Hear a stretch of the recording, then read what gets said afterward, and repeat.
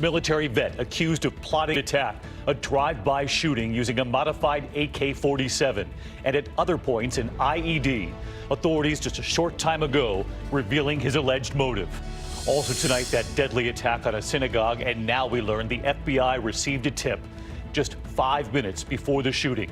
And what authorities have now revealed about the young suspect, a straight-A student, a pianist. What happened?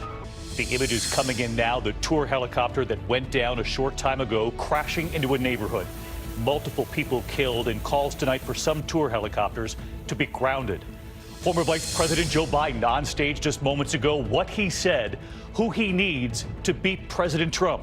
Robin Roberts with the exclusive, and why it's clear Biden is on President Trump's radar, what the president did today. 2 6th-grade students charged with plotting to shoot classmates and teachers at their elementary school. What authorities have revealed about the alleged plot. The global headline developing tonight, authorities believe the world's most wanted man, ISIS leader al-Baghdadi, has delivered a new message. Martha Raddatz is standing by. The mother who demanded school surveillance and got it.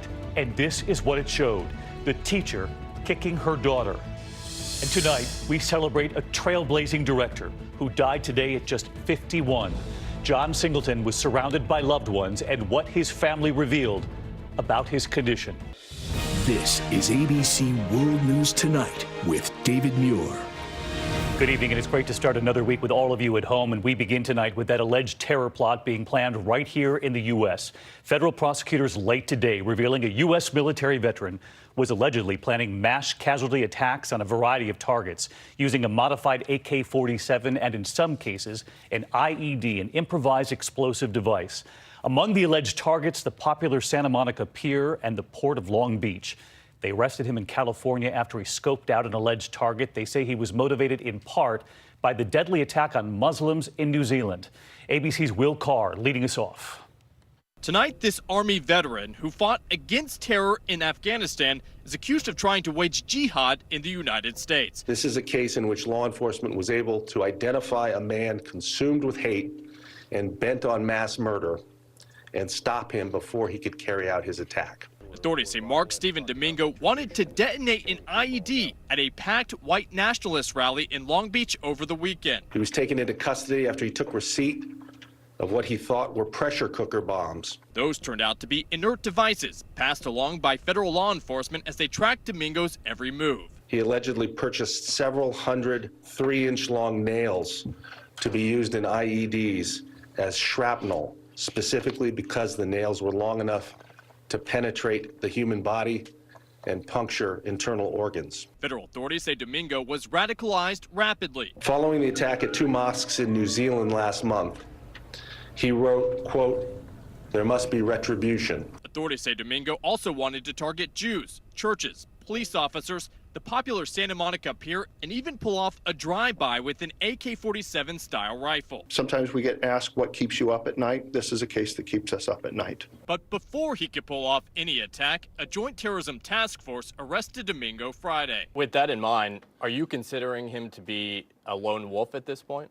Yeah, we believe we caught him very, very early when he started the attack. Will Carr at that press conference late today. He joined us live from the Santa Monica Pier. And will they say the suspect expressed support for ISIS? That's right, David. They believe that he was acting alone, but wanted to target places that were packed with people, including the Santa Monica Pier behind me. They also say that he talked about past attacks, including the Boston bombing, and said there should be another mass shooting like Las Vegas. David. Will Carr leading us off tonight. Will, thank you. We are also learning more at this hour about the deadly synagogue attack near San Diego. The FBI actually received a tip 5 minutes before the attack. Tonight, the parents of the suspect breaking their silence now. The 19-year-old gunman opening fire during Passover services. His parents saying their son is, quote, now part of the history of evil. He was a straight-A student who played the piano. So what happened? ABC's chief national correspondent Matt Gutman on the scene tonight. Tonight, just 5 minutes before that deadly chaos erupted at the synagogue, the FBI got anonymous tips about the gunman's threatening social media post. But there wasn't enough time. Getting another caller who stated there's a shooting at the synagogue, then disconnected. 19-year-old nursing student John Ernest allegedly opening fire during Sabbath services. 60-year-old Lori Gilbert Kay, his first victim. Rabbi Israel Goldstein shot in both hands. I think she took the bullet for the whole congregation. Oscar Stewart heard those shots and, even though he was unarmed, sprinted towards the sound. I didn't think about what I was doing. Instinctively, I just ran towards him. I yelled, "I'm going to kill you." Stewart, an Iraq War veteran, apparently startling the gunman, chasing him out of the synagogue. I got to his car. He gets in the car, he raises the weapon, and I took with all my force. I hit the side of the car with all my might. He drops the weapon again, and he gets the ignition. He turns the ignition on the car. Ernest speeding away, but caught 1 mile later. Tonight, Ernest facing charges including 1 count of murder for the shooting at the synagogue and a hate crime for torching a mosque last month. And now, those questions.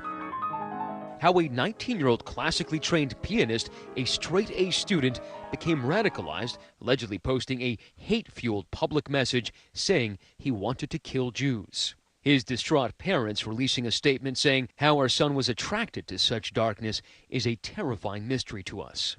This evening, lines of mourners standing in the rain to bid a final goodbye to Lori Gilbert Kaye. That woman is so benevolent, such a kind, generous philanthropist, and always there. She's one of those people who call up 2 o'clock in the morning, she will be there.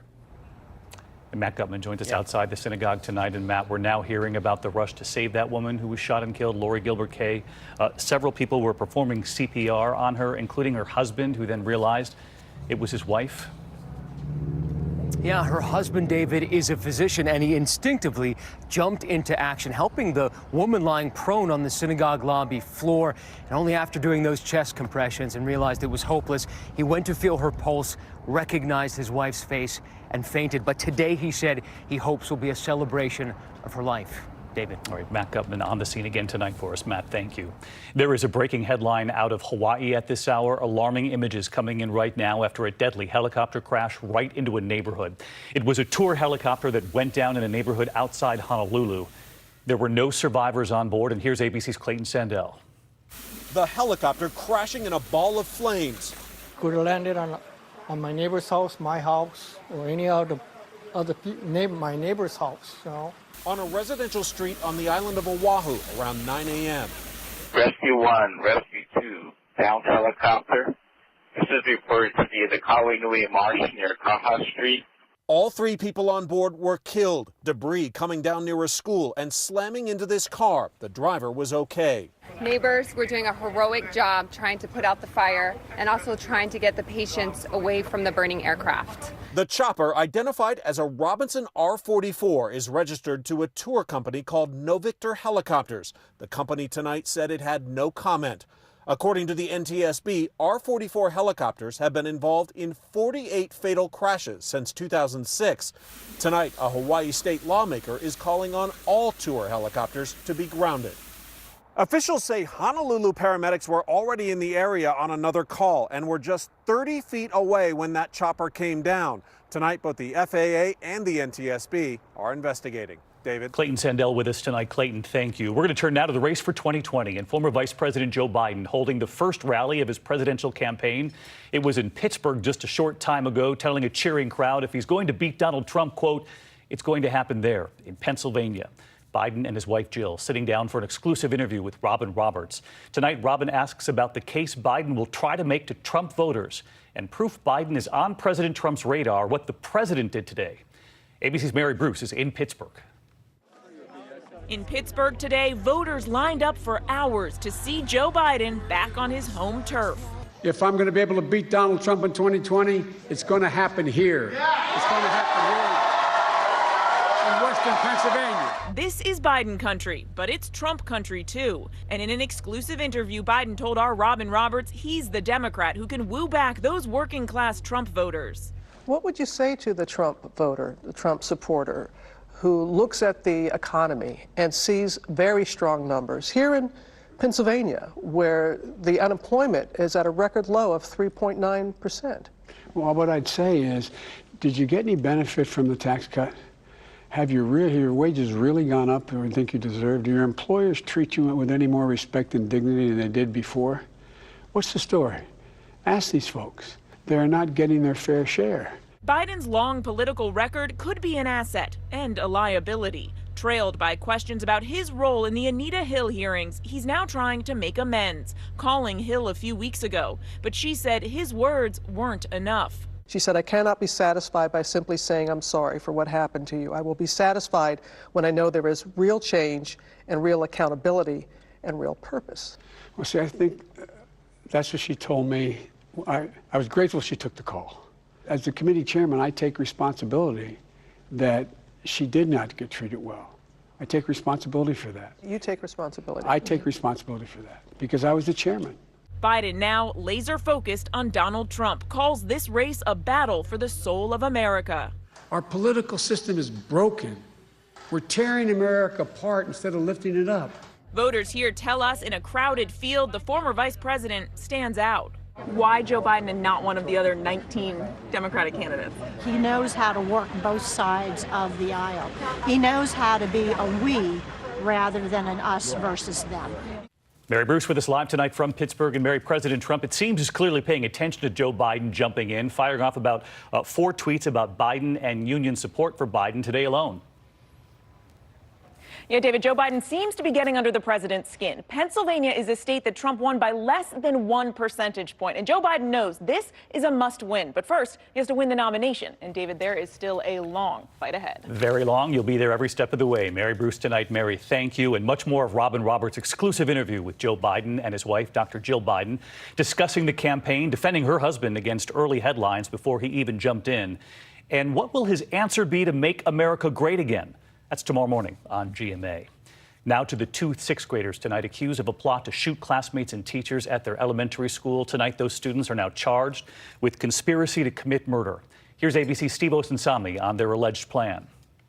Tennessee police tonight say it was a school resource officer who saved the day at this elementary school, following up on rumors he heard Friday that 2 sixth graders had a hit list and were planning to gun down students here about an hour west of Knoxville. One was taken in custody at the school and one was taken in custody at home. Police say they never found a hit list, but did find a hand-drawn map of the school and a plan to hide guns in school lockers until the end of the school year. That's when investigators say the 2 students planned to march through the building from a back door, shooting teachers and students, and then shooting and killing themselves. The families were very cooperative and no weapons were found at any house. Parents at South Cumberland Elementary School say they're thankful but also furious that they're just hearing about this now. The way they handled it and not letting the parents know, that was wrong on every level. Both students are being charged as juveniles with conspiracy to commit first-degree murder. As kids, they're not being identified, but they are in custody tonight. David? Steve Osunsami with us on a Monday night. Steve, thank you. Next, that global headline from ISIS tonight, a chilling new threat from what appears to be the world's most wanted man. ISIS leader Abu Bakr al-Baghdadi was last seen when ISIS controlled huge parts of Iraq and Syria. They've now lost that territory, but this message to the West seems intent on proving they are still fighting and are still focused. Here's ABC's chief global affairs correspondent Martha Raddatz now. If it is proven this is Baghdadi, the terrorist fugitive appears grayer now. The ISIS territory he once claimed gone. But he seems as defiant and threatening as ever, warning that the fight against the West is not over. It was 5 years ago when Baghdadi was last seen in a Mosul mosque, calling on Muslims worldwide to join his bloody cause. In this latest 18-minute video released by ISIS today, from which these images are taken, the man identified as Baghdadi praises the Sri Lankan attackers, suicide bombers who left at least 250 people dead last week, claiming it was payback for Baghouz, the last ISIS territory to fall to American-backed forces in Syria the month before. It was then President Trump declared ISIS defeated. All right, so let's get live to Martha Raddatz at our Washington bureau tonight. And Martha, as you mentioned there, their territory might now be gone in Syria and Iraq, but ISIS is clearly trying to prove that it's still a threat. Yes, David, ISIS is still very much a threat. They may not have claimed a territory now, but Baghdadi's message of attacking the West and its allies is still resonating with new recruits and the thousands of fighters who remain in Iraq and Syria, others boldly carrying out attacks far from where ISIS first took root. David? All right, Martha Ranitz monitoring the developments. Thank you, Martha. A new round of severe weather developing tonight. Heavy rain stretching all the way to the northeast this week. It follows a late season blast of winter, blizzard conditions, and 30 inches of